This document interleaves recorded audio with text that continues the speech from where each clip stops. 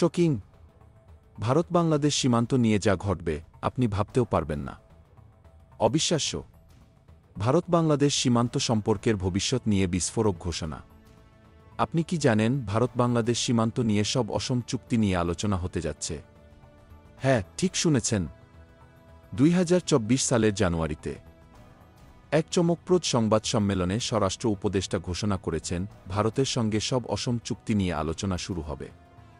এবং আরও অবাক করা তথ্য, বাংলাদেশ ভারত সীমান্তবর্তী নদীগুলোর পানি বণ্টন নিয়ে আলোচনার পাশাপাশি রহিমপুর খাল খুলে দেওয়ার সম্ভাবনা তৈরি হচ্ছে। এটি কি এক নতুন যুগের সূচনা হতে যাচ্ছে? এদিকে সীমান্ত এলাকায় ভারতীয়রা যে ফেন্সিডিল তৈরি করছে এবং তা আমাদের দেশে পাচার করেছে তা নিয়ে সরব হয়েছেন স্বরাষ্ট্র উপদেষ্টা। তাদের দাবি, এটি ওষুধ হলেও আসলে এটি মাদক। তবে এখানেই শেষ নয়। সীমান্তের মাত্র 150 গজের মধ্যে কাজ করার জন্য দুটি দেশের সম্মতি নিতে হবে। ভাবুন তো, এক পক্ষের অনুমতি দিয়েই কিছু করা যাবে না, আর সবচেয়ে বেশি শোনার মতো খবর, বিএসএফের হাতে নিরস্ত্র বাংলাদেশি নাগরিকদের গুলি চালানো বন্ধ হবে।